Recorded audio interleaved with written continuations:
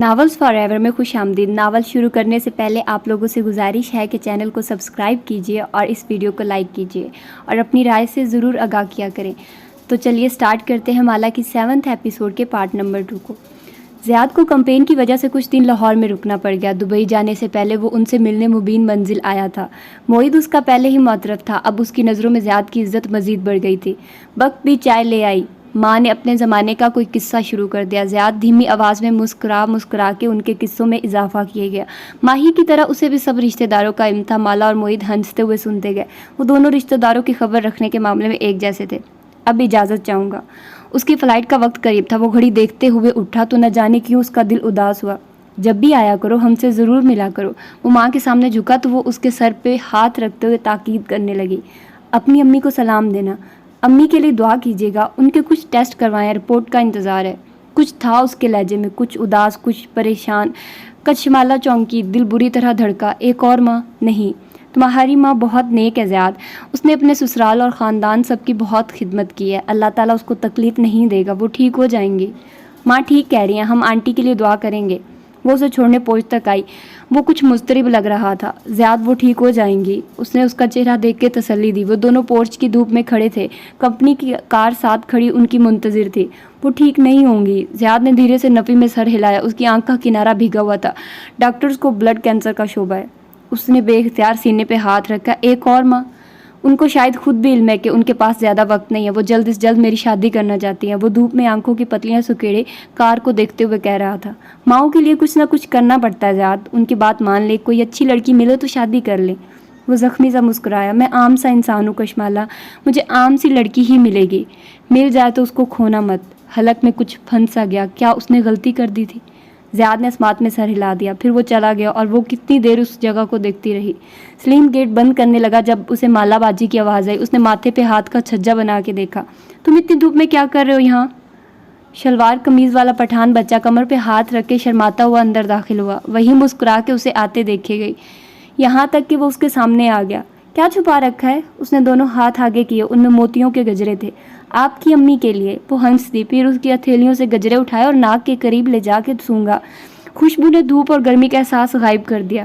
آپ نے کہا تھا مجھے فالتو رنگ دے دیں گی، ہچکچاتے ہوئے بولا۔ دفتن اس کی نگاہ لہن پہ پڑی، اس کے چہرے سے مسکراہٹ غائب ہوئی، لب بے یقینی سے کھل گئے۔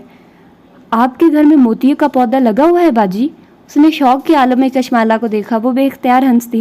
ہاں، لیکن تم بھی مجھے روز گجرے لا کے دو گے۔ بچے نے ایک مایوس نظر اپنے گجرے پہ ڈالی۔ لیکن میں تمہیں فالتو رنگ نہیں دوں گی، بلکہ میں تمہیں پینٹ کرنا سکھاؤں گی۔ سیکھو گے؟ اس کا چہرہ کھل اٹھا، شرما کے سر ہلا دیا۔ اس کو اوپر میرے اسٹوڈیو میں لے جاؤ، میں آتی ہوں۔ اس نے سلیم کو اشارہ کیا جو مشکوک نظروں سے اس پٹھان بچے کو گھور رہا تھا۔ اور ان سب کا کیا؟ اس کی شرماتی آواز پہ وہ چونکی گیٹ کی طرف دیکھا۔ وہاں اس کی شکل والے 4 اور بچے دانت نکالتے جھانک رہے تھے۔ ان کے لباس بے ترتیب اور مغلجے تھے، لیکن چہروں پہ انوکھی رونق تھی۔ کشمالا نے گہری سانس خارج کی۔ ان کے بھی اوپر لے جاؤ۔ وہ اور کیا کہہ سکتی تھی؟ یہ پلٹون کہاں سے جمع کر لی؟ وہ ماں کے پاس واپس آئی تو دیکھا وہ ڈرائنگ روم کی کھڑکی سے باہر جمع ہوئے نمونوں کو دیکھ کے ماتھے پہ ہاتھ رکھے ہوئے تھی۔ دھڑ دھڑ کی آوازوں کے ساتھ وہ اوپری ذہنوں پہ بھاگ رہے تھے۔ ریسٹورنٹ والا پروجیکٹ ختم ہو چکا ہے ماں، نیا کام ملنے سے پہلے کچھ دن میں گھر پہ ہوں گی۔ اچھا ہے، ان بچوں کو کچھ سکھا دوں گی۔ وہ ان کے قدموں میں بیٹھی اور ان کے نرم بھری بھری کلائیوں میں گجرے پہنانے لگی۔ ماں نے مسکرا کے ان پھولوں کو دیکھا، پھر اپنی بیٹی کے جھکے سر کو۔ وہ ان ہماک سے گجرے کی ہک بند کر رہی تھی۔ ماہی سے کہو پاکستان آ جائے، وہ وہاں اکیلے کیسے ڈیلیوری کروائے گی؟ ان کی ہر روز یہی تکرار ہوتی تھی۔ وہ سفر کرنے سے ڈرتی ہے ماں، ویسے بھی ستمبر کے آخر میں ڈیلیوری ہوگی اور بیبی کا نائکوپ اکتوبر کے آخر تک بن جائے گا، 1 نومبر کو وہ آپ کے پاس ہوگی۔ مسکرا کے انگلیوں پہ تاریخیں گن کے بتائی، پھر ایک دم وہ ٹھہر گئی، بالکل ساکت۔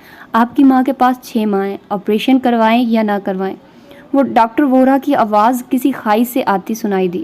آئی 1 مئی، 6 ماہ بعد 1 نومبر ہوگی، ڈاکٹر وورا کی ڈیڈ لائن۔ اف، اس نے سر جھٹکا، چہرے کی رنگت یکدم پیلی ہوئی۔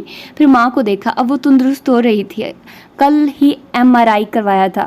مینجیوما دوبارہ نہیں بڑھا تھا، نہ اگلے 10-15 برس تک بڑھنے کا امکان تھا۔ ڈاکٹر وورا کی ٹائم لائن جھوٹی تھی، 1 نومبر آ کے گزر جائے گا اور کچھ بھی نہیں ہوگا۔ وہ اب کوئی وہم نہیں پالے گی، نہ وہ اس عالم کو ڈھونڈے گی، نہ ہی وہ ان چکروں میں پڑے گی۔ اسے صرف ماں پہ فوکس کرنا تھا، ماں اور بچوں پہ، رنگوں اور پھولوں کے گجروں پہ۔ زیاد، سلطان، ماہر فرید، عامل اور ڈاکٹر وہرا کی تمام ٹائم لائن اسے ہر شے کو دماغ سے جھٹکنا تھا۔ ہر چیز قلم سے شروع ہوتی ہے۔ کشمالہ کے اسٹوڈیو کے بلائنڈز ہٹے ہوئے تھے، فرش پہ بچے نیم دائرے کی صورت میں بیٹھے تھے، سب کے سامنے اسکیچ بکس تھے اور ان سب کو ایک ایک پینسل پکڑا رہی تھی۔ اس کے بال جوڑے میں بندھے تھے اور سر پہ سبز رومال بندھا تھا۔ سب سے پہلے قلم کو بنایا گیا تھا۔ استنبول میں کیف کے کانفرنس روم میں بہت سے لوگ جمع تھے، ان کے سامنے درجنوں نقشے پھیلے تھے۔ وہ سربراہی جگہ پہ کھڑا جھک کے قلم سے نقشے پہ ایک جگہ دستک دے رہا تھا۔ سامنے بیٹھے افراد خاموشی سے سر ہلاتے اس کو سن رہے تھے۔ پھر قلم سے ایک کتاب لکھوائی گئی تھی، لوح محفوظ۔ کبیرہ بیگم اپنے بیڈ روم میں کھڑی تھی، دو ملازمائیں ایک لمبے بیگ میں مقید ڈریس سامنے لٹکا رہی تھی۔ کبیرہ کے چہرے پہ مسکراہٹ تھی، اس نے انگوٹھیوں سے مزین ہاتھ سے بیگ کی زپ نیچے کی، اندر ایک سیاہ لباس جھانک رہا تھا، نیا ڈیزائنر ویئر۔ کبیرہ اپنے پسندیدہ جنازوں کے لیے نئے لباس اور نئی جولری بنوایا کرتی تھی۔ یہ لباس ماہی کے بچے کی موت کے لیے تھا۔ جب کینیڈا سے خبر آئے گی تو وہ یہی لباس پہن کے حورے جہاں سے ملنے جائے گی۔ کبیرہ نے ڈریسنگ ٹیبل پہ رکھی چیک بک کھولی اور ایک قلم اٹھایا، پھر چیک پہ ایک رقم لکھ کے سائن کی۔ یہ اس عامل کے لیے تھی، جتنی رقم اتنا محفوظ کام۔ اس کتاب لوح محفوظ میں ہم سب کی قسمتیں مکتوب کر کے بند کر دی گئی تھی۔ ایک کو ورکنگ سپیس کی اونچی خالی دیوار کے ساتھ کشمالہ مبین بیٹھی تھی، اس کی گرفائٹ پینسل دیوار پہ اسکیچ بنا رہی تھی۔ ارد گرد گزرتے لوگ رک رک کے ستائش سے اسے دیکھ رہے تھے۔ اس کے لبوں پہ مسکراہٹ تھی، کانوں میں ہینڈز فری لگے تھے اور وہ بہت مہارت سے اپنا کام کر رہی تھی۔ قلم نے اس دنیا کی ہر چیز کو تخلیق میں آنے سے پہلے ہی لکھ دیا تھا۔ ماہر کے آفس میں نیم اندھیرا سا تھا، کھڑکی کے ساتھ ایک بڑی میز کا اضافہ کر دیا گیا تھا جہاں ایک سرخ عمارت کے 3 طرح کے ماڈل رکھے تھے۔ وہ اپنی جگہ کرسی پہ بیٹھا تھا، سامنے ایک گرافک ٹیبلٹ رکھا تھا جس پہ وہ مہارت سے ڈیجیٹل پین کے ذریعے لکیریں کھینچ رہا تھا۔ اسکرین پہ نیلی روشنی اس کے چہرے پہ پڑ رہی تھی۔ دفتر وہ رکا، ساتھ رکھا موبائل اٹھا کے دیکھا، گرین آئز کی چیٹ کھولی، کوئی میسج نہیں، کوئی پکار نہیں۔ اس نے کرب سے آنکھیں بند کی، دل میں اٹھتے درد کو محسوس کیا۔ ایک لمحہ تھا، ماہر فرید نے اسے جی لیا، پھر آنکھیں کھولی اور سپاٹ چہرے کے ساتھ پین پھر سے اٹھا لیا۔ اور اس قلم کے لکھے کو کوئی نہیں مٹا سکتا۔ ماہی ہسپتال کے کمرے میں لیٹی تھی، اس کا چہرہ پسینے سے تر تھا، جسم کی کئی ہڈیوں کو توڑ دینے والی جیسی تکلیف کے بعد وہ نڈھال تھی۔ عباد اس کے ساتھ کھڑا تھا اور مسکرا کے اس کا ہاتھ تھامے ہوئے تھا۔ نرس نے کمبل میں لپٹا ایک ننھا سا وجود اس کے سامنے کیا۔ بیبی گرل ہے اور بہت صحت مند ہے، مکتوب۔ وہ بڑبڑائی، پھر وہ ایک دم چہرہ ہاتھوں میں چھپا کے رونے لگ گئی۔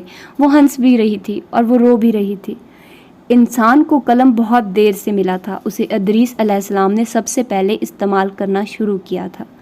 عامل سرکار کے ہاتھ زعفرانی سیاہی میں ڈوبے قلم کو غصے سے اس گڈے پہ رگڑ رہے تھے۔ بے جان گڈا ساکت تھا۔ پھر اس نے زور سے قلم کو 2 حصوں میں توڑ دیا، اس کا چہرہ سرخ بھبوکا ہو رہا تھا۔ دفع ہو جاؤ تم سب، ایک کام نہیں کر سکتے تم، ایک بچہ نہیں مار سکے۔ اس نے گڈا اٹھایا اور پوری قوت سے دیوار پہ دے مارا۔ عامل نے چہرے پہ آیا پسینہ آستین سے صاف کیا، پھر اپنے بوڑھے جھریوں زدہ ہاتھوں کو دیکھا۔ اس کے ہاتھ کپ کپا رہے تھے۔ ایک بچہ ہم نہیں مار سکے، ایک کمزور بچہ۔ اس کا سر شکست خوردگی سے دائیں بائیں ہل رہا تھا۔ بہت سے انسانوں نے قلم کے لکھے کو بدلنے کی کوشش کی ہے، لیکن آج تک کوئی کامیاب نہیں ہو سکا۔ اماں صوفے پہ بیٹھی مسکرا رہی تھی، ساتھ موجود مالا نے موبائل ان کے سامنے پکڑ رکھا تھا۔ اسکرین پہ ماہی اور عباد نظر آ رہے تھے۔ ماہی ہنستے ہوئے گلابی کمبل میں لپٹی ننھی سی بیبی ان کو دکھا رہی تھی۔ ہم نے اس کا نام حورین رکھا ہے، حور جیسی آنکھوں والی۔ حورین؟ ماں مسکراتے ہوئے بچی کی سبز آنکھوں کو دیکھ رہی تھی، وہ ان کا عکس تھی۔ ان کے ہاتھ میں 2 نکیلی سلائیاں تھیں جن پہ وہ مہارت سے انگلیاں چلاتے ہوئے اون کا گولا بن رہی تھی۔ ماہی کی بیٹی کی گلابی سویٹر کے گھر ایک کے بعد ایک چڑھ رہے تھے۔ قلم کے لکھے کو قدر کہتے ہیں، اور قدر کو کوئی شے نہیں بدل سکتی، نہ کوشش، نہ جادو، نہ بد دعا۔ دفع ہو جو تم، ناکام عامل، فراڈ۔ میں تمہیں اتنا پیسہ کھلاتی رہی اور تم ایک بچے کو نہیں مار سکے۔ کبیرہ فون پہ چینختے ہوئے کہہ رہی تھی۔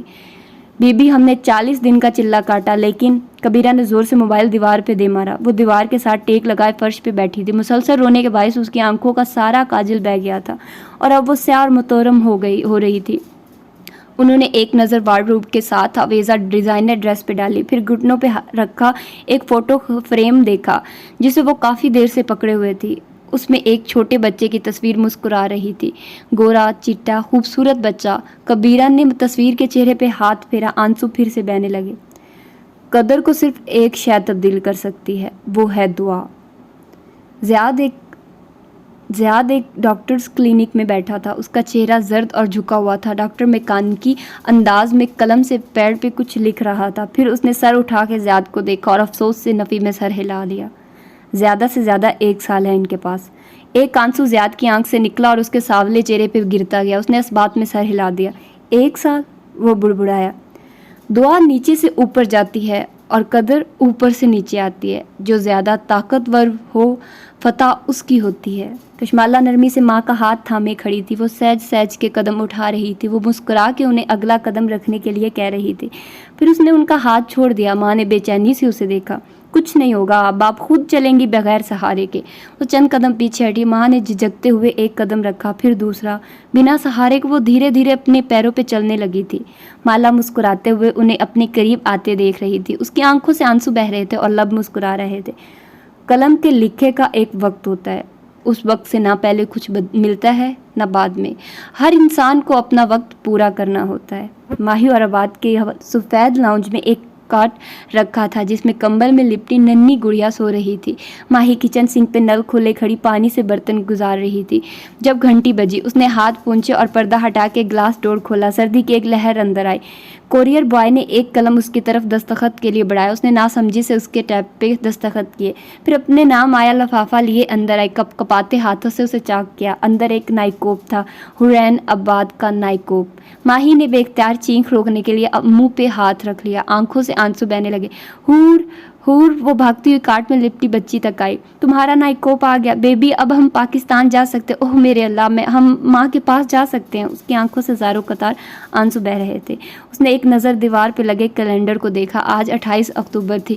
اس نے پہلے سے 29 کی شام کی فلائٹ بک کر رکھی تھی، کینیڈا سے جرمنی، جرمنی سے قطر اور قطر سے پاکستان، پھر وہی وورا ایئرپورٹ آئے گا درمیان میں۔ لیکن خیر 1 نومبر کی صبح وہ پاکستان میں ہوگی۔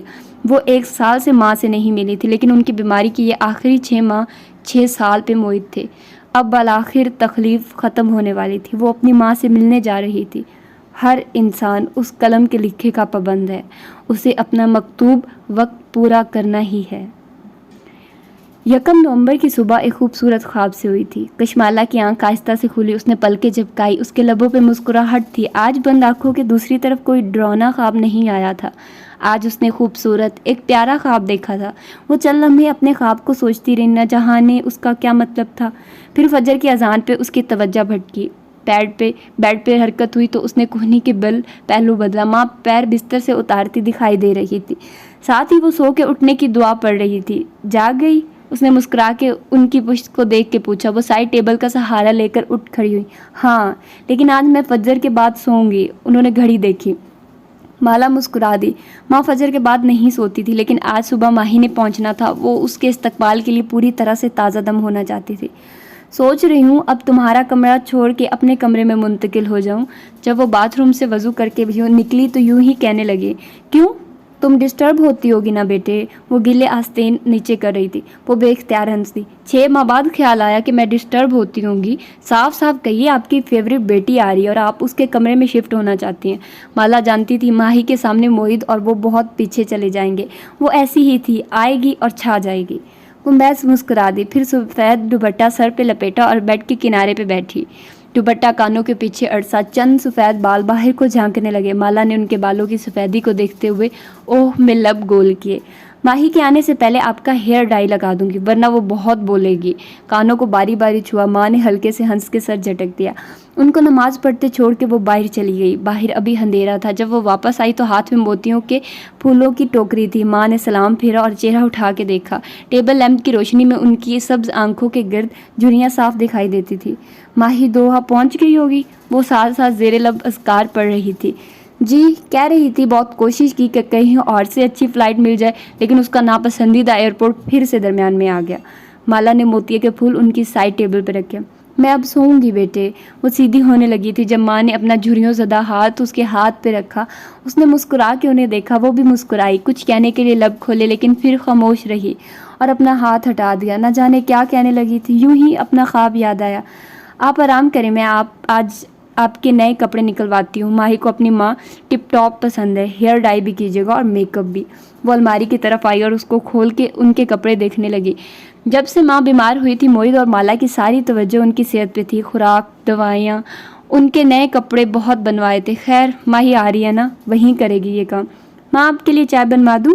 میں سوؤں گی بیٹے, انہوں نے بازو ماتھے پہ رکھے رکھے کہا. وہ نیند میں جا رہی تھی, ساتھ ہی وہ زیر لب کوئی اذکار پڑھ رہی تھی. مالا جانتی تھی وہ ماہی کے آنے سے پہلے کا وقت جلد از جلد کاٹنا چاہتی تھی. وہ سو گئی اور ان کے سانس کی آواز کمرے میں گونجنے لگی تو وہ باہر چلی آئی. باہر ایک نئی صبح طلوع ہو رہی تھی. آج 1 نومبر تھی اور ہر چیز ٹھیک تھی. اس کے سارے خوف, سارے وہمے پیچھے رہ گئے. اس کی زندگی کی کہانی بالآخر مکمل تھی. کیا تھا جو اس میں ایک مرد نہیں تھا؟ اسے مرد نہیں چاہیے تھا, اسے اپنی ماں چاہیے تھی. وہ موتیوں کے پودوں تک آئی اور چند پھول اتارنے لگی. ماہی کو بھی پھول پسند تھے. سوچا لاؤنج میں بھی رکھ دے گی تاکہ اس کے آتے ہی سارے گھر میں سے خوشبو محسوس ہو. ماہی کی عادت تھی کہ گھر میں داخل ہوتے ہی ہر جگہ نقص نکالے گی. فلاں چیز ٹھیک نہیں, یہ جگہ پہ نہیں. ماہی نہیں تھی تو کسی نے گھر کا خیال نہیں رکھا, اور واقعی وہ آتے ہی گھر کا سارا بگڑا حلیہ درست کر دیا کرتی تھی. پھول توڑتے ہوئے اپنے خواب کے بارے میں سوچنے لگی. ابھی کیا دیکھا اس نے؟ مالا نے آنکھیں بند کی. ایک منظر نظروں کے سامنے بنتا گیا. وہ اپنے کمرے میں داخل ہوتی ہے. سامنے ماں ویل چیئر پہ بیٹھی ہے. ان کے کمرے کی چوکھٹ پہ پیچھے کوئی چھوٹے قد کی عورت ویل چیئر تھامے ہوئے ہے. وہ ماں کو دیکھ کے مسکراتی ہے. وہ بھی چہرہ اٹھا کے اسے دیکھتی, پھر مسکراتی ہے. وہ ان کے قدموں میں بیٹھ کے ان کے پاس ہاتھ تھام لیتی ہے. آپ مجھ سے ناراض تو نہیں ہیں؟ میں آپ کو چھوڑ کے چلی گئی تھی ایک دفعہ. نہیں بیٹے, میں تو ساری باتیں بھلا دی ہیں, میں ناراض نہیں ہوں. وہ بھی مسکراتی ہیں. ان کی آنکھیں بہت چھوٹی ہیں, حقیقت سے بھی چھوٹی. پھر وہ آگے بڑھتی ہے اور ان سے گلے ملتی ہے. اس کے سیاہ اسکارف کی نرمی سے محسوس ہوتی ہے. پھول توڑتا اس کا ہاتھ رک گیا. سیاہ اسکارف؟ وہ چونکی. ماں نے خواب میں اسکارف لے رکھا تھا, کالا سیاہ اسکارف جس سے صرف چہرہ نظر آیا تھا. ایسا اسکارف انہوں نے پہلے کب لیا تھا؟ ہاں, اسے یاد آیا. احرام کا سیاہ اسکارف, جب وہ حج کرنے گئی تھی اللہ کے گھر. کسی کانٹے سے انگلی ٹکرائی, خون کی بوند ٹپکی, پھول ہاتھ سے گرے. وہ ایک دم اندر بھاگی. ماں ماں, وہ دیوانہ وار بھاگتی ہوئی کمرے کی داخل ہوئی اور اسی طرح کروٹ لیے سو رہی تھی. وہ اس کے سرہانے جھکی اور تیزی سے ان کو جھنجھوڑا. ماں ماں, ان کی رنگت سفید تھی اور بند ہوئی آنکھیں بہت چھوٹی لگ رہی تھی. مالا نے کپ کپاتے ہاتھ سے ان کا ماتھا چھوا. وہ ٹھنڈا تھا, برف جیسا ٹھنڈا. ماں, میری ماں, وہ چینختے ہوئے ان کا چہرہ تھپ تھپا رہی تھی. وہاں کوئی آواز نہیں تھی, صرف سناٹا تھا, اور سفید چہرے پہ ایک پرسکون سی مسکراہٹ تھی. ایک آواز تھی جو ہر طرف سنائی دے رہی تھی. آج میں فجر کے بعد سو جاؤں گی. میں تم سے ناراض نہیں ہوں. میں نے ساری باتیں بھلا دی ہیں. ہر چیز سلو موشن فلم کی طرح ہو رہی تھی. ایسی فلم جس میں کوئی آواز نہیں ہوتی. وہ دھیرے دھیرے قدم اٹھاتی پیچھے ہٹتی گئی, یہاں تک کہ اس کی کمر کھڑکی سے جا لگی. اس نے بھاگتے ہوئے موہد کو کمرے میں داخل ہوتے دیکھا. بخت بھی اونچا اونچا رو رہی تھی. موہد ان کی کلائی پہ ہاتھ رکھے ہوا تھا, پھر گردن پہ. وہ کچھ پکار کے کہہ رہا تھا. اسے صرف لب ہلتے دکھائی دے رہے تھے. موہد ان کی آنکھوں پہ ہاتھ پھیر کے انہیں بند کر رہا تھا. آج میں فجر کے بعد سو جاؤں گی. کوئی آواز نہیں تھی, کوئی صدا نہیں تھی. موہد زمین پہ بیٹھے اپنا سر بیڈ سے لگائے رو رہا تھا. بخت بھی روتے ہوئے ان کے چہرے کے گرد کپڑا لپیٹ رہی تھی, اور وہ ساکت سی کھڑکی سے کمر ٹیکائے کھڑی تھی. جامد, مبہوت, لب کپکا پا رہے تھے. آنکھوں سے بے آواز آنسو گر رہے تھے, لیکن آنکھیں اسی طرح شوق کے عالم میں کھلی تھی. آج میں فجر کے بعد سو جاؤں گی. میں تم سے ناراض نہیں ہوں. مابینہ فرید حمد انٹرنیشنل ایئرپورٹ دوحہ کے ویٹنگ لاؤنج میں بیٹھی بار بار گھڑی دیکھ رہی تھی. اس نے لمبا کوٹ پہن رکھا تھا اور اسکارف سر پہ لپیٹے ہوئے تھی. اسے آج کچھ زیادہ ہی ٹھنڈ لگ رہی تھی. ساتھ اسٹالر میں لپٹی ننھی حور خاموشی سے سو رہی تھی. بالآخر گیٹ کھلنے کی اناؤنسمنٹ سنائی دینے لگی. وہ بالآخر مسکرا دی اور کاٹ میں لیٹی ہوئی سوتی ہوئی بچی کو دیکھا. حور, بس 5 گھنٹے ہم لاہور میں ہوں گے, ماں کے پاس. وہ اسٹالر دھکیلتے ہوئے اٹھی ہی تھی کہ اس کا فون بجا. اس نے نکال کے دیکھا. واٹس ایپ پہ سلیم کی کال آ رہی تھی. اف, جب سے اس نے سلیم سے کہا تھا کہ اسے گھر میں ہونے والی ہر بات کی اطلاع کرتا رہے, اس کی ہر روز ہی کال آتی تھی. اس نے عجلت میں فون کان سے لگایا. کتنی دفعہ بتاؤں تمہاری شرٹیں لا رہی ہوں. ماہی باجی. ماہی کو پہلے تو سمجھ ہی نہیں آیا کہ وہ رو رہا ہے یا ہنس رہا ہے. کیا ہوا سلیم, اونچا بولو. ارد گرد اناؤنسمنٹ ہو رہی تھی. اس نے دوسرے کان پہ ہاتھ رکھ کے سننا چاہا. وہ کہیں راستے کے بیچ کھڑی تھی. ماہی باجی آپ کہاں ہیں؟ وہ اونچا رو رہا تھا. اس کا دل بری طرح سے دھڑکا. کیا ہوا, بولو نا. بڑی بیبی فوت ہو گئی ہیں. اس کے کانوں میں سلیم کی آواز گونجی. اسے سمجھ نہیں آیا یہ کون تھا. بڑی بیبی کون تھی؟ کیا مذاق ہے سلیم, کیا کہہ رہے ہو؟ اس کو اپنی آواز چلاتی ہوئی سنائی دی. وہ کون تھی؟ اسٹرولر میں لیٹی بچی کون تھی؟ ان کا ہارٹ فیل ہوا ہے سوتے میں، وہ روتے ہوئے بتا رہا تھا۔ ماہی باجی بڑی بی بی فوت ہو گئی ہیں۔ سینے میں کچھ زور سے آ کے لگا، جیسے دور سے اڑتا ہوا کوئی تیر ہو۔ ماہی کو لگا اس کے سینے سے خون ابلنے لگا۔ بکواس کر رہے ہو تم؟ یہ مذاق ہے کوئی؟ ہاں میں ایئرپورٹ پہ ہوں، ایئرپورٹ پہ، وہ چلائی، لیکن اس کی آنکھوں سے آنسو بہنے لگے۔ ماہی باجی بڑی بی بی چلی گئی۔ سلیم اس کو کیوں بکال کر رہے ہو ڈفر جاہل؟ پیچھے سے موعد کی چلاتی آواز آئی۔ کسی نے فون کھینچا۔ ماہی، موعد وہ ایک ہاتھ سینے پہ رکھے اونچا اونچا چلا رہی تھی۔ ارد گرد لوگ اکٹھے ہو رہے تھے۔ موعد مجھے سچ بتاؤ، میری ماں ٹھیک ہے؟ ماہی وہ بھی ایک دم بچوں کی طرح رونے لگا۔ ماہی تم کیوں نہیں آئی؟ موعد میری ماں ٹھیک ہے، وہ چینخی۔ ماں چلی گئی۔ فون پھسل کے نیچے جا گرا۔ اس نے دونوں ہاتھ کانوں پہ رکھ لیے، چہرہ آنسوں سے یوں تر تھا جیسے بارش سے گیلا ہو۔ وہ اونچا اونچا رو رہی تھی، میری ماں، میری ماں۔ لوگ بھاگتے ہوئے اس کی طرف آ رہے تھے۔ اسے دھندلی آنکھوں اور اپنی چینخوں کے درمیان میں کہیں سیکیورٹی گارڈ نظر آیا۔ کسی نے پانی کی بوتل بڑھائی۔ ایک بچے کے رونے کی آواز۔ یہ بچہ کس کا ہے؟ میم آپ نے بورڈنگ کرنی ہے، گیٹ کلوز ہونے والا ہے۔ مگر وہ کوٹ والی لڑکی زمین پہ بیٹھے اونچا اونچا رو رہی تھی۔ میری ماں نے میرا انتظار نہیں کیا، کیوں؟ وہ اوپر دیکھتے ہوئے روتے ہوئے کسی سے پوچھ رہی تھی۔ بچی کی حلق پھاڑ کے رونے کی آواز میں ساتھ شامل ہو گئی تھی۔ کوئی اسے کندھے سے جھنجھوڑ رہا تھا۔ کیوں وہ گردن اٹھائے اوپر کسی سے پوچھ رہی تھی۔ میں آ رہی تھی، میں راستے میں تھی۔ کیوں میری ماں چلی گئی؟ کیوں؟ کسی نے اس کا کندھا جھنجھوڑا۔ مائی نے سر اٹھا کے اپنے ارد گرد دیکھا۔ بھانت بھانت کی بولیاں، مختلف ملکوں کے لوگ۔ کسی نے اسٹرولر اس کی طرف بڑھایا۔ ہر روتا بچہ ماں کو دیا جاتا ہے کیونکہ اسے صرف اس کی ماں سنبھال سکتی ہے۔ وہ کس کے پاس جائے گی؟ خبر جنگل میں آگ کی طرح پھیل گئی تھی۔ ہمسایوں سے لوگ آنے لگے تھے۔ کچھ لوگ لاؤنج میں بیٹھے تھے، کچھ عورتیں اندر مالا کے کمرے میں۔ کسی نے ششدر سی مالا کو ماں کے ساتھ کرسی پہ بٹھا دیا تھا۔ وہ بس گمسم تھی۔ اس کے کھلے بال چہرے کے دائیں بائیں گر رہے تھے۔ وہ گردن ترچھی کیے ماں کے سوتے وجود کو دیکھ رہی تھی۔ آنسو آنکھوں سے گر رہے تھے لیکن آواز نہیں نکل رہی تھی۔ بیٹا رو لو، اونچا اونچا رو لو، اندر سے غم نکالو، کسی رشتہ دار خاتون نے کہا۔ اس نے نفی میں سر ہلا دیا۔ اونچا رونے کے لیے آواز چاہیے ہوتی ہے۔ آج ساری آوازیں دم توڑ گئی تھی۔ کوئی اس کے ساتھ آ کے بیٹھا۔ اس نے چہرہ اٹھا کے دیکھا، پھر سوچنے کی کوشش کی کہ وہ کون تھی۔ ہاں اسے یاد آیا، اس پٹھان بچے کی ماں انہی کے گھر کام کرتی تھی۔ یہ ان کے ہمسائے سے آئی تھی، ڈاکٹر سلیمہ، ادھیڑ عمر خاتون، فٹ اور سمارٹ سی، باب کٹ بال۔ وہ دنیا گھومتی تھی، سوشل ورک کرتی تھی۔ ان کے بچے ڈاکٹرز تھے اور شادی شدہ تھے۔ ماں کی دوست تھی، پہلے بھی آتی تھی۔ وہ اس کے ساتھ بیٹھ کے افسوس کرنے لگی۔ اس نے چہرہ پھیر لیا۔ اس وقت اسے کچھ نہیں سننا تھا۔ ماہی سے بات ہو گئی، اس نے فلائٹ لے لی ہے، وہ جنازے سے پہلے پہنچ جائے گی۔ وہی نے اندر داخل ہوتے ہوئے بتایا۔ اس کی آنکھیں سرخ اور گیلی تھی اور وہ نڈھال لگتا تھا۔ مالا نے خالی خالی نظروں سے اسے دیکھا اور سر اسبات میں ہلا دیا۔ وہ ابھی تک نائٹ سوٹ پہنے ہوئے تھے۔ کسی نے اسے دوپٹہ دیا جو اس نے میکانکی انداز میں کندھوں پہ لپیٹ لیا۔ نیچے سے بال دوپٹے میں چھپ گئے، چہرے کے اطراف میں اسی طرح الجھے ہوئے گر رہے تھے۔ بخت بھی اندر آئی اور ایک دفعہ پھر ہائے میری باجی کہہ کے ماں کا چہرہ دیکھ کے اونچا اونچا رونے لگی۔ کوئی میری ماں کی موت پہ بین نہیں ڈالے گا، وہی ایک دم اونچی آواز میں گھر آیا۔ بخت بھی کو چپ لگ گئی۔ میری ماں نے ساری عمر اللہ کی نافرمانی نہیں کی، آپ کے بین سے ان کو تکلیف ہوگی، میں بتائے دے رہا ہوں۔ اس نے سب خواتین کو دیکھ کے انگلی اٹھا کے تنبیہ کی۔ کوئی ماتم نہیں کرے گا، نہ بین ڈالے گا، جس نے رونا ہے۔ آواز کانپی، ہلکی آواز میں روئے۔ اس کی آنکھوں سے آنسو ٹپ ٹپ کے گر رہے تھے۔ یہ کہہ کے اس نے کرسی کھینچی اور ساتھ بیٹھ گیا۔ ایک دم خاموشی چھا گئی۔ پھر کسی نے ہمت کر کے اسے کہا، بیٹا باہر کناتوں کا انتظام کروایا ہے؟ مجھے نہیں پتا۔ موعد نے سر جھلا کے سر جھٹکا اور جھک کے ماں کا ٹھنڈا ہاتھ تھام لیا، پھر اس پہ اپنا چہرہ رکھا اور بے آواز رونے لگا۔ وہ آہستہ سے اٹھ کھڑی ہوئی۔ کسی نے اسے پکارا لیکن وہ نہیں رکی، ننگے پیروں سے چلتی کچن تک آئی۔ میں فجر کے بعد سوؤں گی، میں تم سے ناراض نہیں ہوں۔ کچن میں خاموشی تھی۔ لاؤنج والی خواتین بھی اندر جا چکی تھی۔ ابھی صبح کے 7 بجے تھے۔ ہر گزرتی گھڑی کے ساتھ رش بڑھتا جائے گا۔ اسے کچھ دیر کے لیے تنہائی چاہیے تھی۔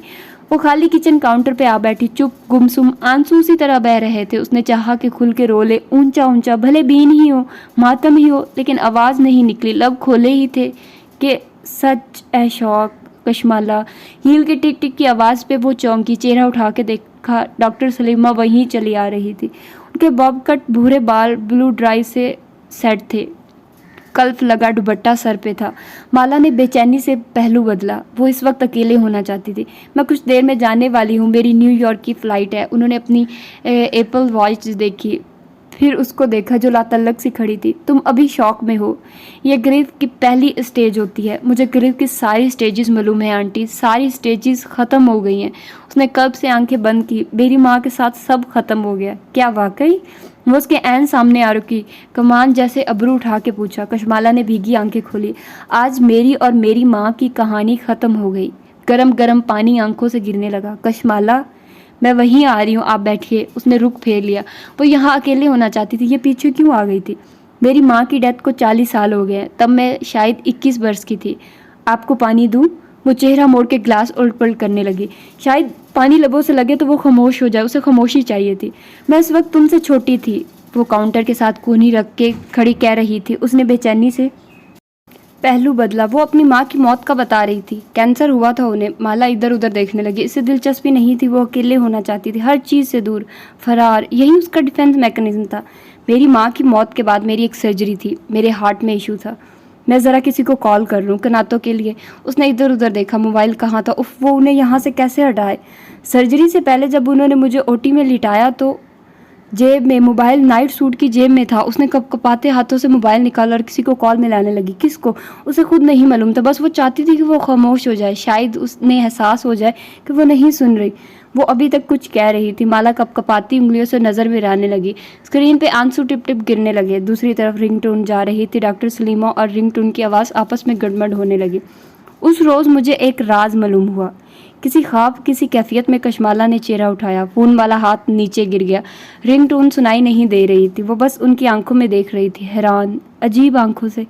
وہ کچھ کہہ رہی تھی, کچھ جو اسے سننا تھا. کیا؟ وہ 2 قدم قریب آئی اور مسکرائی. ان کے چہرے پہ مدھم سی جھریاں پڑ گئی. ہر وہ بچہ جس کی ماں مر جاتی ہے اس کو ایک راز تھمایا جاتا ہے, ایک ایسا راز جس سے وہ لوگ واقف نہیں ہوتے ہیں جن کی مائیں زندہ ہیں. وہ ساکت سی انہیں دیکھ رہی تھی. آنسو رک گئے تھے. کچھ بچے اس راز پہ کان لپیٹ لیتے ہیں اور کچھ اسے سنتے ہیں غور سے. وہ بنا پلک جھپکے ان کو دیکھ رہی تھی. یہ راز ان بہت سے لوگوں کو معلوم ہے جن کی مائیں ان کی زندگیوں سے چلی گئی ہیں, لیکن ان بچوں نے دنیا والوں کے ساتھ ایک بہت بڑی زیادتی کی. انہوں نے اس راز کو خود تک روک لیا. انہوں نے نرمی سے اس کے کندھوں پہ ہاتھ رکھا. میں نہیں روکنا چاہتی. 40 سال پہلے میری ماں مری تھی, آج تمہاری ماں مری ہے, اس لیے میں تمہیں ایک راز بتانا چاہتی ہوں. اس سے کیا فرق پڑے گا؟ میری اور میری ماں کی کہانی تو ختم ہو گئی. اور اگر میں تم سے یہ کہوں کشمالہ, ان کی آواز مدھم ہوئی اور آنکھیں بھیگ گئی, کہ تمہاری اور تمہاری ماں کی اصل کہانی اب شروع ہوئی ہے, تو وہ جہاں تھی ساکت رہ گئی. ساری دنیا تھم گئی. کیسے؟ تقریباً گھنٹے بھر بعد کشمالہ مبین اپنے کمرے میں واپس داخل ہوئی تو اس کا چہرہ وہ نہیں تھا. کچھ تھا جو وہاں بدل گیا تھا. کچھ خواتین خود ہی ماں کی میت کو لاؤنج میں منتقل کروا رہی تھی کہ اب وہاں رش بڑھ گیا تھا. ایسے میں وہ الماری تک آئی اور اندر سے ایک فروزی لباس نکال کے بخت بی کی طرف بڑھایا. استری کر دے. اس کا چہرہ اور آنکھیں خوش تھی. بخت بھی جو خود رو رو کے نڈھال سی بیٹھی تھی چونک کے اسے دیکھنے لگی, لیکن کشمالہ کے چہرے پہ صرف سنجیدگی تھی. انہوں نے ہچکچاتے ہوئے سوٹ تھام لیا. اپنی ساری بیٹیوں کو کال کریں, ان سے کہیے کہ فوراً یہاں پہنچے. جنازے اور اس کے بعد کے سارے معاملات ان کو سنبھالنے ہوں گے. وہ سنجیدگی سے ہدایت دے رہی تھی. بانو سے کہنا لازمی آئے. بانو کو بچوں کا تجربہ ہے, مائی کے بچی کو سنبھالنا ہوگا. اور سلیم سے کہیے مہمانوں کے لیے چائے بنائے, سب سے ناشتے کا پوچھے. وہ تاکید کر کے آگے بڑھ گئی. وقت بھی عجیب نظروں سے اسے جاتے دیکھ رہی تھی. باتھ روم میں آتے ہی اسے زور کا چکر آیا. اس نے دیوار کو تھام لیا, پھر آنکھیں بند کی, بہت سے آنسو روکے. تمہاری اور تمہاری ماں کی کہانی اب شروع ہوئی ہے. اس نے اپنے زرد پڑتے چہرے پہ بہت سا پانی ڈالا. جلتے انگاروں کو ٹھنڈک ملی. میری اور میری ماں کی کہانی اب شروع ہوئی ہے. وہ آئینے میں خود کو دیکھتے ہوئے بڑبڑائی. تھوڑی دیر بعد وہ تیار نظر آ رہی تھی. گیلے بالوں کو اونچی پونی پہ باندھا, دوپٹہ سر پہ لیا اور پیروں میں سیاہ خصے پہنے. اسے اپنی ماں کے جنازے کے انتظامات کرنے تھے. کچھ دیر بعد وہ چند افراد کے ساتھ کھڑی ہدایات دیتی نظر آ رہی تھی. ہاں مجھے معلوم ہے اب گرمی نہیں ہے, یہ نومبر ہے, لیکن جب لوگ زیادہ ہوں گے تو گرمی ہو جائے گی جاوید. وہ ڈپٹ کے کہہ رہی تھی. ایک پنکھا مجھے وہاں چاہیے, ایک اس طرف. انگلی اٹھا کے وہ مختلف جگہوں کی نشاندہی کر رہی تھی. لان میں کرسیاں لگوائی جا رہی تھی. سڑک کے باہر گاڑیاں کھڑی تھی. چند لوگ کناتے نصب کر رہے تھے. مجھے کفن کا کپڑا چاہیے ابھی. وہ اب موبائل کان سے لگائے کسی سے کہہ رہی تھی. نہیں, غسل کا مسئلہ نہیں ہے, مولوی صاحب کی بیوی آ جائے گی, میں اور میری بہن اس کے ساتھ مل کے غسل دیں گی. اس کی آنکھیں خوش تھی اور انداز مصروف. صبح کے 10 بجے تھے جب ماموں کی کار گیٹ سے اندر داخل ہوئی۔ وہ اسلام آباد سے پہنچتے ہی پہلے ایئرپورٹ گئے تھے اور اب واپس آئے تو لان خواتین سے بھرا ہوا تھا۔ پچھلی سیٹ کا دروازہ کھلا اور سیاہ کوٹ والی لڑکی باہر نکلی۔ اس کا ریشمی اسکارف ڈھلک کے نیچے جا گرا تھا، الجھے بال، گیلا چہرہ۔ اس کی نظریں لان تک گئی اور پلٹنا بھول گئی۔ میت اب لان میں رکھی تھی اور اس کے گرد عورتیں بیٹھی تھی۔ ماہی نے بے اختیار دل پہ ہاتھ رکھ لیا۔ اس کے رونے کی بلند آواز نے سب کے سر موڑ دیے۔ کچھ عورتیں اس کی طرف بھاگی۔ ماہی، تیری ماں نے تیرا انتظار نہیں کیا۔ ماہی بیٹا، تو نے بہت دیر کر دی۔ ہائے حورے جہاں کی بدقسمت بیٹی۔ پردیس والوں کے مسئلے، شکر ہے میت کے منہ پہ پہنچ گئی۔ ہر طرف سے آوازیں تھی، افسوس تھے، اور وہ سب سے بے نیاز اونچا اونچا روئے جا رہی تھی۔ عورتیں اسے سہارا دے کے میت کی چارپائی تک لے آئی۔ کوئی اسے کہہ رہا تھا کہ ماں کا چہرہ دیکھو، دیکھو کیسی جنتی اور پر نور لگ رہی ہے، لیکن مابینہ اپنی ماں کا چہرہ دیکھنے نہیں آئی تھی۔ وہ اپنی ماں کے پیروں تک گئی اور دونوں ہاتھوں سے کفن میں لپٹے پیر تھام لیے۔ ماں میں راستے میں تھی، ماں مجھ سے ناراض نہ ہونا۔ وہ ان پیروں پہ سر رکھے بلند آواز میں روئے جا رہی تھی۔ میری ماں مجھ سے ناراض نہ ہونا، میں بہت مجبور تھی۔ ماں مجھے معاف کر دے، مجھے معاف کر دیں۔ اس کی حالت دیکھ کے ہر کوئی رو رہا تھا۔ مرد حضرات کی بھی آنکھیں اشک بار تھی۔ اگر کوئی نہیں رو رہا تھا تو وہ کشمالہ مبین تھی۔ جہاں سب مائی کی طرف متوجہ تھے وہاں کشمالہ بانوں کے ساتھ کار میں رکھا کارڈ نکال رہی تھی۔ اس کے اندر لیٹی بچی اپنی سبز آنکھیں جھپک جھپک کے دنیا کو دیکھ رہی تھی، حیران اور خوبصورت آنکھیں۔ کشمالہ نے نرمی سے اس کو اپنے دونوں بازوؤں میں اٹھایا اور مسکرا کے اس کا چہرہ دیکھا۔ میری اور میری ماں کی کہانی اب شروع ہوئی ہے۔ پھر اس نے بچی کو اپنے کندھے سے لگا لیا۔ اس کو ٹھنڈ لگ جائے گی، اسے اندر ہیٹر پہ لے کر بیٹھ جاؤ۔ اس نے بچی بانو کو تھمائی۔ بانو نے سمجھداری سے بچی اٹھائی اور اندر لے گئی۔ پھر وہ رش میں سے راستہ بناتے ہوئے ماہی کی طرف آئے۔ وہ ماں کے قدموں میں بیٹھی اب رو رو کے نڈھال ہو چکی تھی۔ مالا نے اس کا سر اپنے کندھے سے لگا لیا۔ ماں نے میرا انتظار کیوں نہیں کیا؟ وہ بچوں کی طرف بلک بلک کے رو رہی تھی۔ وہ کچھ نہیں بولی، بے آواز آنسو اس کی آنکھوں سے بھی گرنے لگے۔ ماموں آ گئے ہیں، ماہی آ گئی ہے، کسی عورت نے سمجھداری سے اس کے قریب سرگوشی کی۔ سب آ گئے ہیں، اب جنازے میں دیر نہ کرنا، میت کو تکلیف ہوتی ہے۔ مالا نے اس بات میں سر ہلا دیا۔ سب آ گئے تھے، اب دیر نہیں ہوگی۔ اور اسی لمحے اس کے ذہن میں جھماکا سا ہوا۔ ایک شخصیت تھی جو ابھی تک نہیں آئی تھی، وہ جو اپنے پسندیدہ جنازوں پہ نیا لباس اور نیا زیور پہن کے آتی تھی، وہ بالکل ساکت رہ گئی۔ کبیرہ بیگم اس صبح دیر سے جاگی تھی۔ فون رات سے بند تھا۔ ناشتے کی میز پہ ملازم نے ڈرتے ڈرتے اطلاع دی کہ بہت سے لوگ فون کر چکے ہیں، کسی کا انتقال ہو گیا۔ کون مر گیا ہے؟ انہوں نے بیزاری سے فون آن کیا۔ بہت سی میسیجز ٹونز ایک ساتھ بجی۔ اگلے ہی لمحے کبیرہ سعدان کی آنکھیں پھٹی کی پھٹی رہ گئی۔ کرسی دھکیلتی وہ ایک دم کھڑی ہوئی۔ آفس فون کر کے آج کی ساری میٹنگز کینسل کر دو، میں کسی کی کال تک اٹینڈ نہیں کروں گی۔ ملازمہ کو ہدایات دیتی وہ اپنے کمرے کی طرف مڑ گئی۔ آج مجھے ایک جنازہ اٹینڈ کرنا ہے۔ کبیرہ سعدان کو تیاری میں کافی دیر لگی تھی۔ بین گلے اور پوری آستین والا سیاہ لباس بہت خوبصورت اور باوقار تھا۔ کف پہ سیاہ موتیوں کا کام کیا گیا تھا۔ وہ اپنے خوبصورت چہرے پہ ایک مطمئن نظر ڈال کے لائنر لگانے لگی، پھر لبوں کو لپسٹک سے گلابی کیا۔ بالآخر انہوں نے اپنا جولری باکس کھولا۔ نئے ڈائمنڈز، نئے پرلز، ہر شے جو انہوں نے ماہی کے بچے کی موت کے لیے سنبھال رکھی تھی آج کام آنی تھی۔ آج ان کی سب سے بڑی دشمن کی موت واقع ہوئی تھی۔ آج عالیان کی موت کا بدلہ پورا ہوا تھا۔ قسمت۔ وہ اپنا عکس دیکھ کے مسکرائی۔ جیسے میں اپنے عالیان کو ایک لمبے عرصے تک نہیں دیکھ سکی تھی، ویسے ہی تم بھی اپنی نواسی کو نہیں دیکھ سکی۔ وہ مسکراتے ہوئے ایک ایک انگلی میں انگوٹھیاں پہننے لگی، پھر موتیوں کی ایک لڑی گردن میں ڈالی، کانوں میں ننھے ٹاپس پہنے۔ وہ مکمل طور پہ تیار تھی۔ چہرے پہ افسوس طاری کرنے کی ناکام کوشش کی، لیکن وہ ایک اچھی اداکارہ تھی۔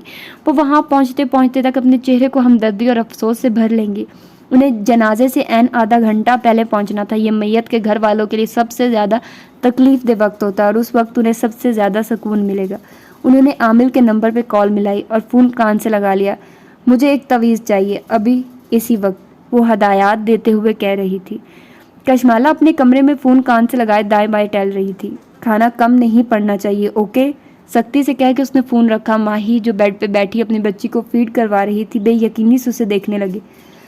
ہماری ماں مر گئی اور تمہیں جنازے کی دیگوں کی پڑی ہے؟ مجھے اس لیے پڑی ہے کیونکہ ہماری ماں مر گئی ہے۔ وہ ہوتی تو یہ انتظام خود کرتی، انہوں نے ہمارے گھر سے کبھی کسی کو کھانا کھلائے بغیر نہیں بھیجا۔ وہ اسی تیزی سے بولی تو ماہی خاموش ہو گئی۔ عجیب رواج ہے اس ملک کے، موت بھی ہمارے گھر ہوئی ہے، کھانا بھی ہم کھلائیں۔ باہر سے گزرتی وقت بھی انہیں روک کے کھلے دروازے کو دیکھا۔ اسے یاد تھا بڑی بیوی کی بیماری کے دنوں میں مالا مہمانوں سے کتنا چڑھتی تھی، ان کو صرف قہوہ اور بسکٹ دیتی تھی تاکہ وہ جلدی جائے، لیکن آج یہ وہ مالا نہیں لگ رہی تھی، اسے کچھ ہو گیا تھا۔ جنازے میں زیادہ دیر نہیں ہے۔ مالا اب کھڑکی کے سامنے کھڑی تھی، نظریں باہر جمع ہوئی عورتوں پہ تھی۔ جنازہ؟ ماہی کی آنکھیں پھر سے بھیگنے لگی، اب تو رونے کی ہمت بھی نہیں رہی تھی۔ ہاں مائی، جنازہ ہوگا ابھی، اور کبیرہ بیگم آنے کی تیاری کر رہی ہوں گی۔ ماہی بری طرح چونکی، اس سارے میں سے کبیرہ تائی بالکل ہی فراموش ہو گئی تھی۔ وہ بھی آئیں گی؟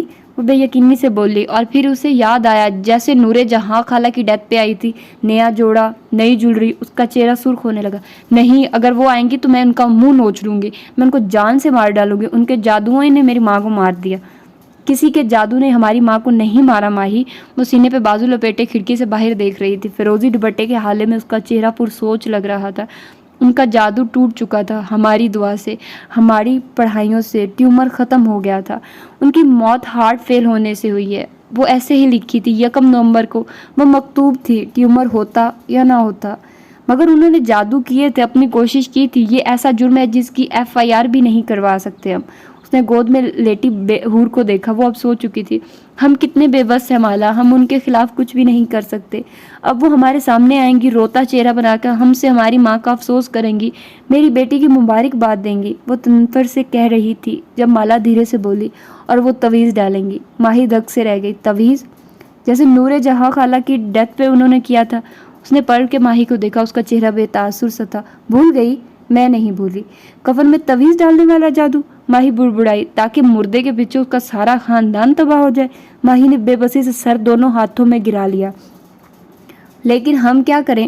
ان کو آنے سے روکا تو وہ سارے خاندان میں مشہور کر دیں گے، سب ہمیں برا بھلا کہیں گے، ہماری ماں کی تربیت پہ انگلی اٹھائیں گے۔ ہم ان کو اپنے گھر میں آنے سے نہیں روک سکتے۔ میں روکوں گی۔ کشمالہ نے موبائل نکالا اور اسکرین روشن کی۔ وہ عورت میرے گھر داخل نہیں ہوگی۔ کیسے روکو گی؟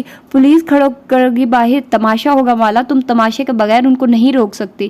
سارا خاندان ہم پہ تھو تھو کرے گا کہ ایسے موقع پہ ہم نے کم ظرفی دکھائی۔ میں روک سکتی ہوں اور میں روکوں گی۔ وہ اطمینان سے نمبر ملا رہی تھی۔ ماہی دم سادے اسے دیکھ رہی تھی۔ کبیرہ بیگم کانوں میں ایئر رنگز پہن رہی تھی جب فون بجنے لگا۔ کشمالہ، وہ مسکرا دی، کال اسپیکر پہ لی اور ایئر رنگ کا اسٹاپر بند کرتے ہوئے آواز روحان سی کر لی۔ ہائے کشمالہ، تمہاری ماں کا ابھی پتہ چلا بیٹا، میرا تو دل ہی ڈوب گیا ہے، جیسے آپ میری ماں کے جنازے پہ نہیں آئیں گی۔ وہ کھڑکی سے باہر دیکھتے ہوئے کہہ رہی تھی۔ جاڑے کی نرم دھوپ سے اس کی آنکھیں سنہری لگ رہی تھی۔ کشمالہ بیٹا، ایسے موقعوں پہ پرانی نفرتیں بھلا دیتے ہیں، ایسے نہیں کرتے بیٹا۔ میں نے کہا نا، آپ میرے گھر میں قدم نہیں رکھیں گی۔ اس کا لہجہ کسی قسم کے جذبے سے عاری تھا۔ اور خاندان والے کیا کہیں گے جب انہیں معلوم ہوگا؟ کبیرہ مسکرائی۔ تم بہن بھائیوں کو ہی برا کہیں گے، تمہاری ماں کی تربیت پہ بات آئے گی۔ میں آپ کو اپنے گھر میں تعویذ نہیں ڈالنے دوں گی کبیرہ بیگم۔ وہ ایک دم پھنکاری۔ کبیرہ بیگم کی مسکراہٹ غائب ہوئی۔ انہوں نے میز پہ رکھے پیکٹ کو دیکھا جس میں ابھی ابھی عامل کی طرف سے تعویذ موصول ہوا تھا۔ اور تم مجھے کیسے روکو گی؟ وہ غرائی۔ مالا نہیں کرو۔ ماہی نے نفی میں سر ہلایا۔ وہ پریشان لگ رہی تھی۔ وہ ہمارے خاندان میں بدنام کر دیں گی۔ لیکن مالا اس کی طرف متوجہ نہیں تھی۔ اگر آپ میرے گھر آئی تو کیا پولیس بلا کے مجھے گرفتار کرواؤ گی؟ کسی کے جنازے پہ آنا جرم ہے کیا؟ کشمالہ مبین نے گہری سانس لی۔ میں معید نہیں ہوں۔ وہ بھی بات بات پہ پولیس کی باتیں کرتا ہے۔ اور رہی مائی تو وہ غصے کی تیز ہے۔ ایک نظر بیڈ پہ فکر مند بیٹھی ماہی کو دیکھا۔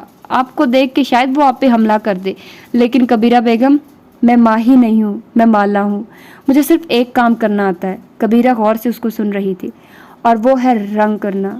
میرے سب سے اچھے دوست رنگ ہیں۔ یعنی میرے گھر کے دروازے آپ کے لیے کھلے ہیں، اور ان کھلے دروازوں پہ کچھ بچے کھڑے ہیں۔ یہ وہ بچے ہیں جن کو میں اپنے فالتو رنگ دے دیتی ہوں۔ اس کی آواز دھیمی ہوئی، ایک سرگوشی ہو جیسے۔ یہ بچے آپ کو پہچانتے ہیں اور آپ کو پسند نہیں کرتے، اور وہ کیا ہے کہ جب بچوں کو کوئی پسند نہیں ہوتا تو وہ معصوم شرارتیں کر جاتے ہیں۔ وہ کہتے ہوئے پونی سے نکلی ایک لٹ انگلی پہ لپیٹ رہی تھی۔ ان کے ہاتھوں میں میرے دیے گئے رنگ ہے جسے وہ کسی کے لباس، نئے لباس پہ گرا سکتے ہیں۔ بڑے مجمع میں ہر طرف سے وہ کسی پہ رنگوں کی ہولی کھیل سکتے ہیں، کسی پہ حملہ بھی کر سکتے ہیں، اور ایسا کر کے وہ بھاگ جایا کرتے ہیں۔ بچے ہیں نا، کوئی انہیں پکڑ بھی نہیں سکتا۔ کبیرہ سادان سانس رو کے سن رہی تھی۔ وہ کسی کا پرس بھی چھین سکتے ہیں، کسی کا موبائل بھی، اور 1 منٹ میں اس نے چٹکی بجائی وہ بھاگ کے نظروں سے اوجھل بھی ہو سکتے ہیں۔ بچوں کو کوئی الزام نہیں دیتا۔ لیکن اس کی آواز مزید دھیمی ہوئی۔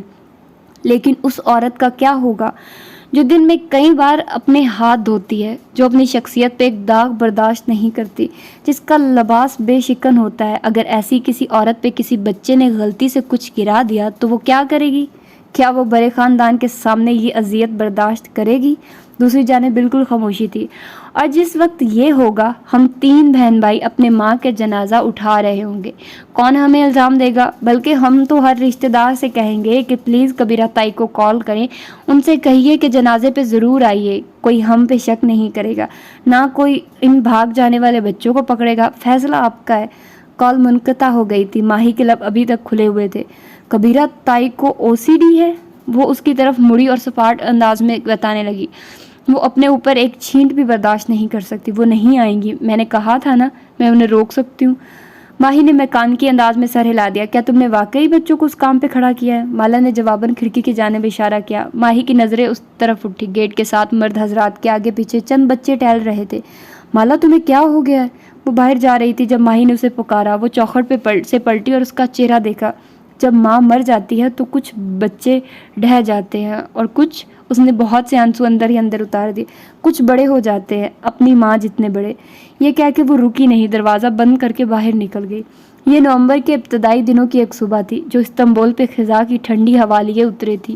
اس کے آفس کی کھڑکی میں رکھا کیکٹس کا پودا سبز نظر آ رہا تھا، اسے جاڑا راس آ گیا تھا۔ یہ کب ہوا؟ بیربل نے دھیرے سے پوچھا۔ وہ ماہر کے سامنے بیٹھا تھا، چہرے پہ افسوس تھا۔ 1 ہفتہ پہلے۔ وہ خاموشی سے کھڑکی میں رکھے پودے کو دیکھ رہا تھا، چہرے پہ تکان تھی۔ تمہیں کس نے بتایا؟ وہ بغور ماہر کا چہرہ دیکھ رہا تھا جس پہ ایک مانوس سی سوگواریت تھی، قاسم فرید کے جنازے والے دن جیسی۔ اس کی بہن نے۔ ایک خزاں آلود خاموشی پھر سے چھا گئی۔ کیا اس کی ماں کا انتقال جادو سے ہوا ہے؟ معلوم نہیں۔ وہ لبوں پہ مٹھی رکھ کے ہلکے سے شانے اچکا کے رہ گیا۔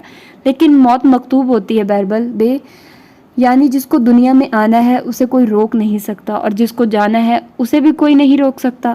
پھر ہمارے ہاتھ میں کیا ہے؟ عجیب بیزاریت سی محسوس ہوئی، بے بسی بھری بیزاریت۔ بس اتنا کہ ہم اپنے ساتھ کیا لے کر جاتے ہیں۔ وہ عارضگی سے مسکرایا۔ اسے کال نہیں کرو گے؟ موہت کو کال کی ہے، اپنے حصے کی تعزیت کر لیا میں نے۔ ماہر، بیربل نے ماتھے کو چھوا۔ چھوڑ دو اپنی انا، اس کو کال کر لو، وہ تکلیف میں ہوگی۔ دروازہ دستک سے کھلا اور زرینہ اندر آتی دکھائی دی۔ اس نے لمبے سفید بوٹ پہن رکھے تھے، مڈی ڈریس میں کمر کے گرد بیلٹ بندھی تھی، کھلے بال شانوں پہ لہرا رہے تھے۔ وہ ٹھک ٹھک کی آواز سے چلتی ان کے سامنے آئی، باری باری ان کے چہرے دیکھے۔ تم لوگوں کو کیا ہوا ہے؟ پھر ایک ٹیبلٹ ماہر کے سامنے رکھا۔ کچھ نہیں، ماہر نے سر جھٹکا، میں اسے بعد میں دیکھ لوں گا، ابھی میرے سر میں درد ہے۔ زرینہ نے بغور اس کی آنکھوں کو دیکھا۔ کوئی میڈیسن لا دوں؟ کچھ ایسا لا دو جو جمے ہوئے دل کو پگھلا دے۔ بیربل، اس نے اسے تادیبی نظروں سے گھورا تو وہ منہ میں بڑبڑا کے رہ گیا۔ زہرا نے باری باری ان دونوں کو دیکھا، پھر سر جھٹک کے دروازے کی طرف بڑھ گئی۔ اتنے بڑے استنبول میں زہرا کو تمہارے علاوہ کوئی نہیں نظر آتا؟ بیربل اس کے جاتے ہی افسوس سے بولا تو ماہر نے بغور اسے دیکھا۔ اس لڑکی کا کیا ہوا؟ وہ جو مختلف تھی؟ وہ ٹھیک ہے۔ بیربل دائیں بائیں دیکھنے لگا۔ اس کی طبیعت نہیں پوچھ رہا، رد و عمل پوچھ رہا ہوں۔ وہ بغور بیربل کے چہرے کے تاثرات دیکھ رہا تھا۔ بیربل نے ایک لمبی ٹھنڈی آہ بھری۔ پہلے اس نے ملنا کم کیا، پھر کال اٹھانی چھوڑ دی، پھر اس نے کہا یہ تم نہیں ہو، یہ میں ہوں، وہ بگاڑ کے نقل اتاری، پھر اس نے مجھے بالکل چھوڑ دیا، اور آج مجھے معلوم ہوا کہ وہ میرے ہی ایک دوست کے ساتھ شاپنگ کرتی دکھائی دی ہے۔ اب تم جی بھر کے ہنس لو، لیکن وہ نہیں ہنسا، کندھے اچکا دیے۔ I am sorry. تمہیں کیسے ہر دفعہ علم ہو جاتا ہے؟ کبھی کبھی مجھے لگتا ہے تم میری جاسوسی کرواتے ہو اور ان لڑکیوں کو مجھے چھوڑنے کے لیے پیسے دیتے ہو۔ میں ایسی عورتوں پہ پیسے ضائع نہیں کرتا۔ ماہر نے ناک سے مکھی اڑائی۔ پھر کیسے تمہارا اندازہ ہر دفعہ درست ہو جاتا ہے؟ تم ان میں سے ایک لڑکی سے بھی آج تک نہیں ملے ہو، نہ تم انہیں جانتے ہو۔ کیونکہ میں تمہیں جانتا ہوں بھی۔ وہ آگے بڑھا اور نرمی سے اس کے ہاتھ پہ ہاتھ رکھا۔ کیا مطلب؟ بیربل کی آنکھوں میں اچھمبا ابھرا۔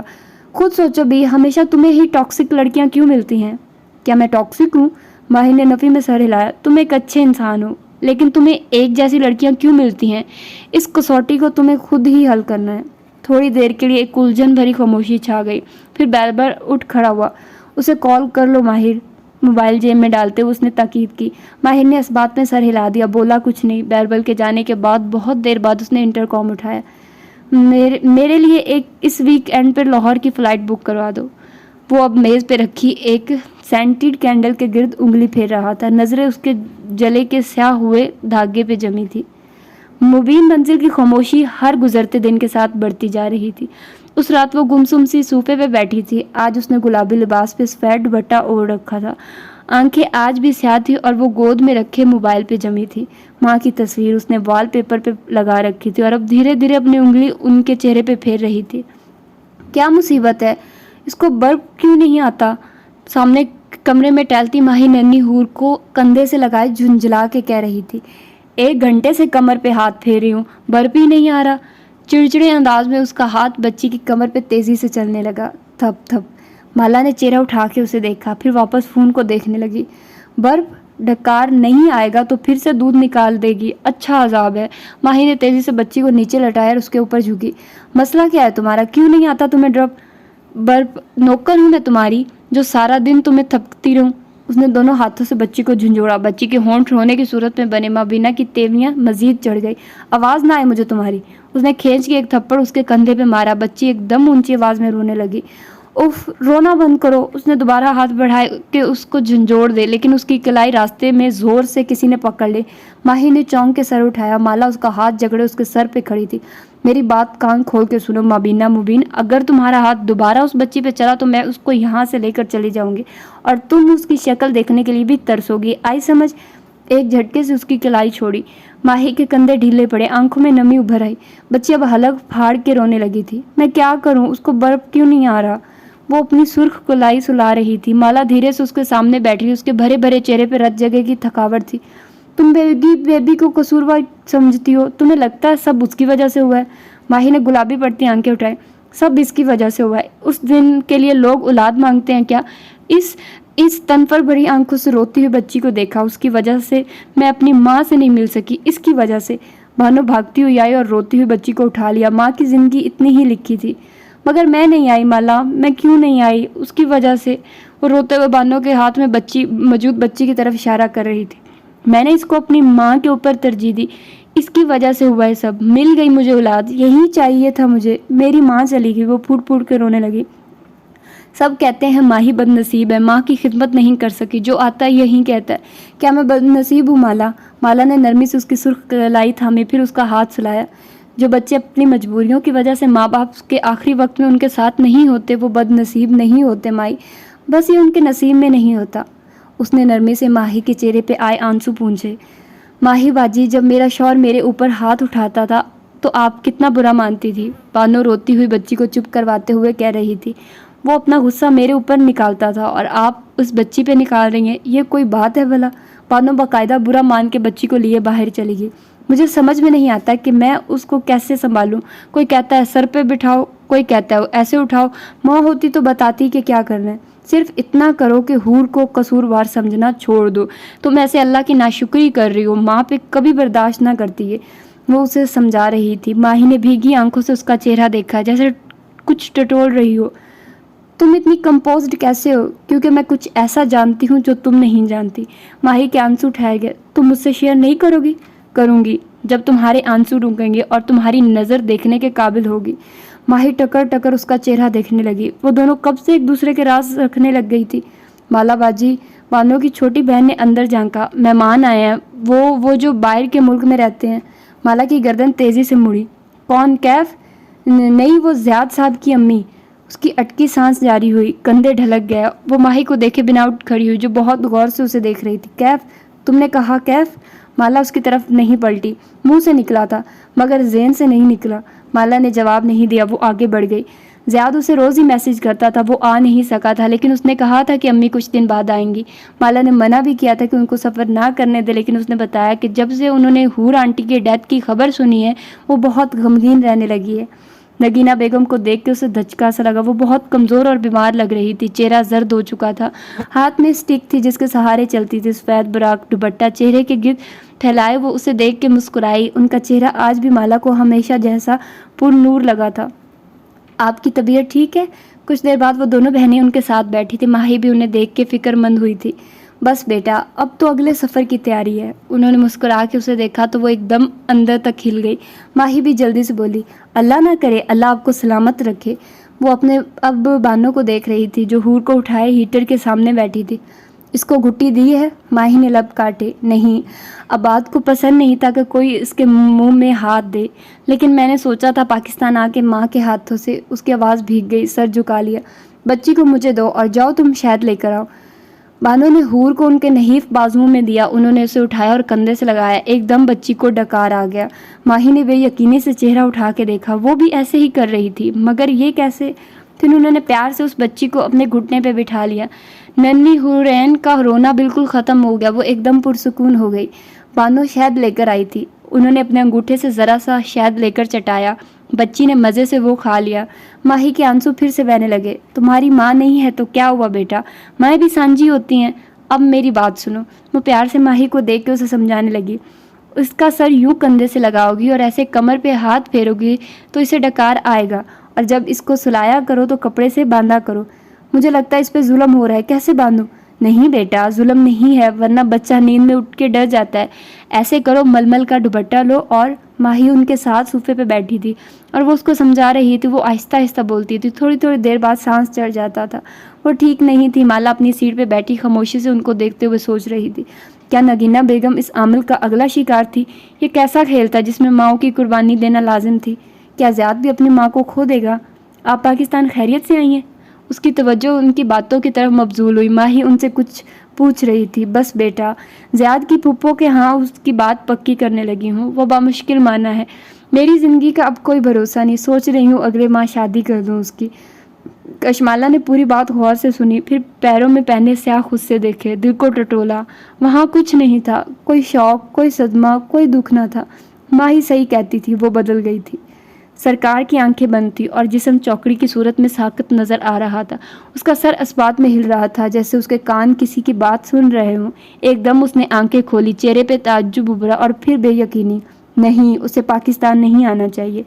اس کی آنکھوں میں خوف نظر آیا، اس کا سر دائیں بائیں نفی میں ہل رہا تھا۔ ماہر فرید کو پاکستان نہیں آنا چاہیے، مابینہ وہاں موجود ہے، وہ اس سے مل لے گا۔ اور نہیں، اس نے بے اختیار سر ہاتھوں میں گرا لیا اور نارنجی رومال نوچ لیا۔ اس کا دماغ جیسے در سے پھٹنے کو تھا۔ اگر وہ اس سے ملا اور اس نے اپنی کہانی سنا ڈالی تو سارا کھیل خراب ہو جائے گا، وہ مجھ تک پہنچ جائے گا۔ صرف ماہی جانتی ہے، وہ اس کو مدد سے مجھے پہچان لے گا۔ نہیں، اس نے پھر نفی میں سر ہلایا، اس کو روکنا ہوگا۔ جواب میں اسے کچھ کہا گیا۔ اس نے نگاہیں اٹھا کے تن سے ان سب کو دیکھا جو وہاں مؤدب کھڑے تھے، وہ سب جو تمہیں نہیں نظر آ رہے تھے، لیکن سرکار کی نگاہ ان کو دیکھ سکتی تھی۔ تم روکے گے اس کو؟ تم زخمی ہو ابھی، تم اس کا کچھ نہیں بگاڑ سکتے، تمہاری پاور ٹوٹ چکی ہے۔ جب کسی عامل کا جادو ناکام ہوتا ہے تو اکثر وہ اس پہ اور اس کے جنات پہ پلٹ آتا ہے۔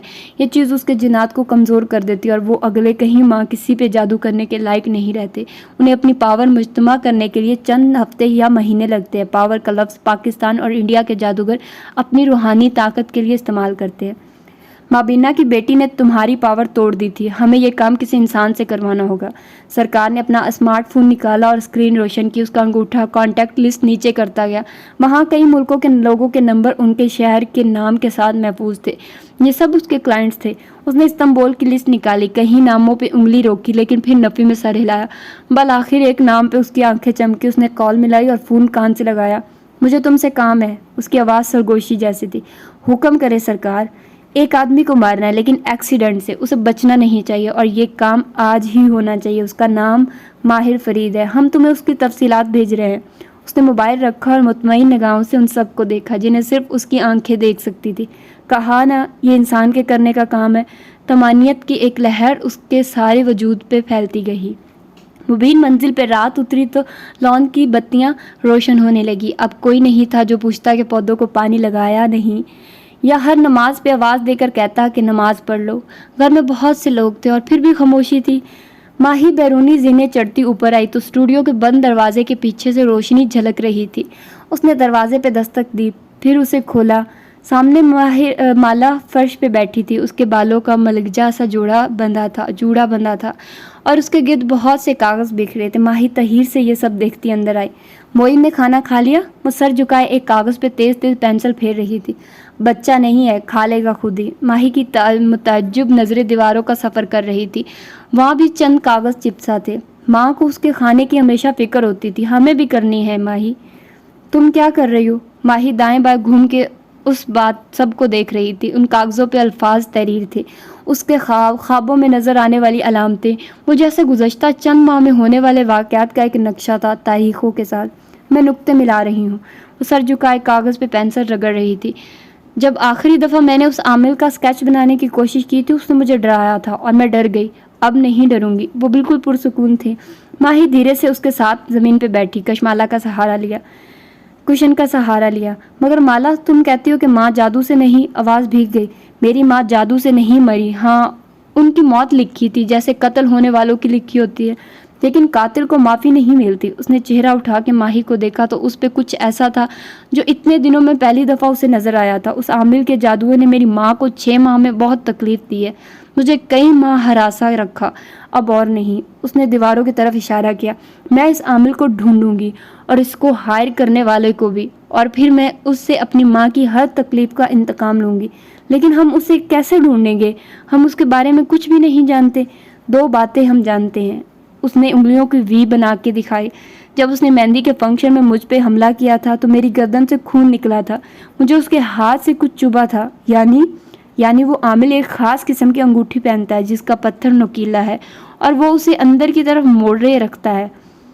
یوں اگر وہ کسی کا گلا دبائے گا تو اس سے خون نکلے گا. کیا وہ ہاتھ اسی کا تھا؟ کیا معلوم کسی جن کا ہو. ماہی نے کہتے ہوئے ادھر ادھر دیکھا. وہ انسان کا تھا. اس نے جادو کے ذریعے ہی یہ کیسے کیا مجھے نہیں معلوم, لیکن یہ اسی کا تھا. وہ پر یقین تھی. اور دوسری بات؟ مالا نے جواب دینے کے بجائے ایک کاغذ اس کے سامنے کیا. ماہی نے حیرت سے اسے تھاما, پھر زمین پہ بکھرے دوسرے کاغذوں کو دیکھا. ان سب پہ ایک آدمی کے چہرے کے مختلف زاویے بنے تھے. دائیں بائیں سامنے سے اس کے سامنے سے بال جھلک رہے تھے اور سر پہ نارنجی رومال بندھا تھا. وہ رنگین تصاویر تھی. سفید بال صاف واضح تھے. یہ ہے وہ عامل جس نے میری ماں پہ جادو کیا تھا, اور مجھے یقین ہے وہ اب بھی میرے پیچھے ہے. ماہی بنا پلک جھپکے ان تصاویر کو دیکھ رہی تھی. پتہ نہیں کیسے کہاں, مگر میں نے اس کو دیکھا ہے ماہی. میں نے بھی. وہ بڑبڑائی. مالا چونکی, پھر تیزی سے آگے ہوئی. تم اس کو پہچانتی ہو؟ مبین نے اس بات میں سر ہلایا. وہ بالکل شل تھی. یہ نہیں ہو سکتا, ناممکن. ماہی بے یقینی سے کبھی اسکیچ والے آدمی کو دیکھتی, کبھی چہرہ اٹھا کے مالا کو. یہ ماہی کے حلق سے نکلنے والے اگلے الفاظ پہ کشمالا پیچھے ہٹی. ایک جھماکے سے اسے یاد آ گیا تھا کہ وہ اس شخص کو کیسے پہچانتی تھی. سریار میں بنی اپارٹمنٹ بلڈنگز کے سامنے لمبی سڑک تھی جس کے پار فاسفورس کا پرسکون کنارہ تھا.